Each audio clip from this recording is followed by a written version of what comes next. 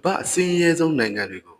စီးပွားရေးလူမှုရေးနိုင်ငံရေးနဲ့သဘာဝဘေးအန္တရာယ်တွေကိုကြည့်ပြီးသတ်မှတ်လို့ရှိပါတယ်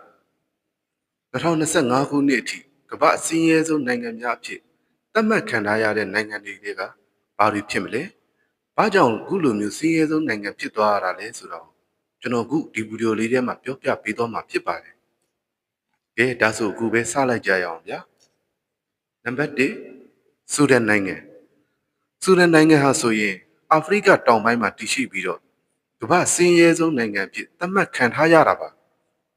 ပြည်တွင်းစစ်နဲ့နိုင်ငံရေးမတည်ငြိမ်မှုတွေကြောင့်စီးပွားရေးကျဆင်းနေပြီးလူဦးရေ80ရာခိုင်နှုန်းကျော်ဟာလည်းစင်းရဲမွဲတေမှုစာရေးချပမှုတွေနဲ့နေ့စဉ်ရင်ဆိုင်နေကြရပါတယ်နံပါတ်2ဘရွန်ဒီနိုင်ငံဟာအာဖရိကတိုက်ထဲမှာရှိတဲ့နိုင်ငံငယ်တစ်ခုပါ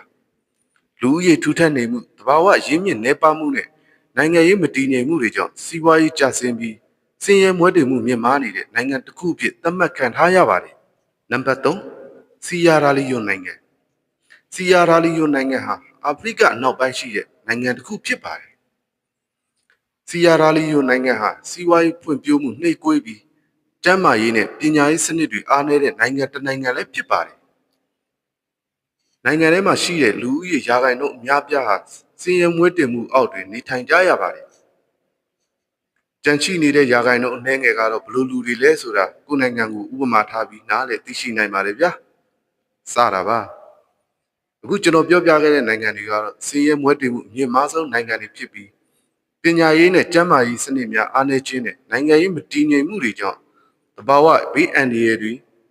ထိုအရာတွေကိုကြည့်ပြီးတော့ကမ္ဘာစင်းရဲဆုံးနိုင်ငံများအဖြစ်သတ်မှတ်ခံထားရတဲ့နိုင်ငံတွေပဲဖြစ်ပါတယ်ဟုတ်ကဲ့နောက်ထပ်ကမ္ဘာကြီးထဲမှာဘလို့ထူးဆန်းအံ့ဩမှုတွေရှိနေသေးလဲဆိုတာကိုရှာဖွေတင်ဆက်ပေးသွားမှာဖြစ်လို့ကျွန်တော်ရဲ့ channel လေးကို like and subscribe လေးလုပ်သွားခဲ့ကြပါအောင်နော်